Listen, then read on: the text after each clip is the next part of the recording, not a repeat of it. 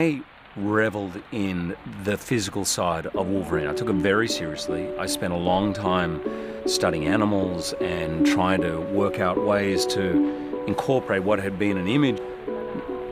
Be friendly with everyone. In the Australian film industry, everyone talks to everyone, and if they're not making fun of you, then they really don't like you. So there's a problem. And I also, when I first went to America, I noticed there was an unspoken, and it's not, people tell stories of don't look this actor in the eye and all that. I've never heard that before, but there is a slightly unwritten rule of leave the actor alone, let them do their thing. It could be about process, it could be because they're still, I'm not sure, and I always try literally on the first day to break that down because I feel self-conscious in that environment. I'd much prefer a grip, making fun of me than calling me Mr. Jackman and then saying nothing until they say, thank you, it's been great working with you. I much prefer to feel we're in it together.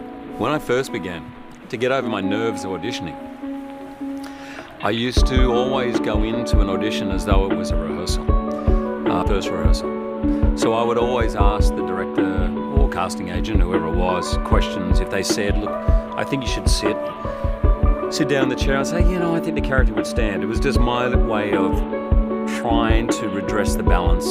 And so it wasn't just, you've got all the power and I'm trying to please you, but rather we're trying to work together.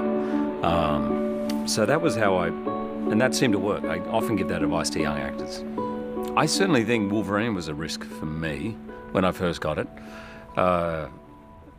Thankfully, nobody really knew who I was. I mean, in the comic book, he was 5'5" and not really the kind of personality that I am. So no one really knew that, so I got to, thankfully, just go in and audition. But I had never heard of X-Men.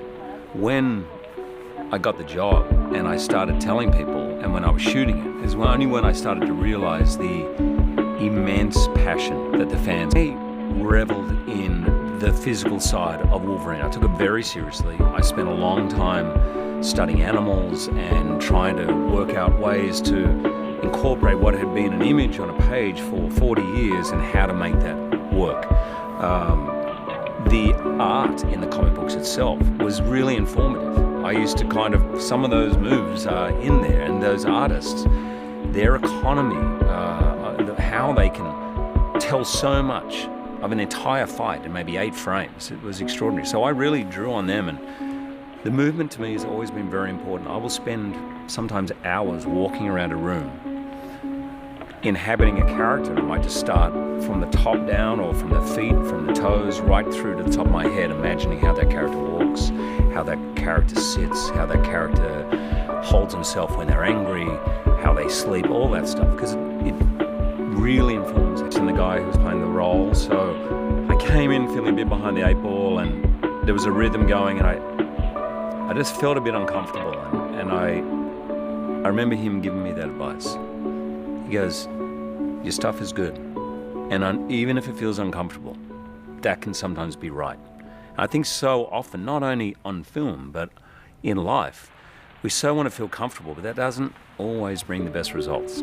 If I look back, I think some of my more successful things, in my point of view, have been the things I've been most nervous about and probably most unsure when I began.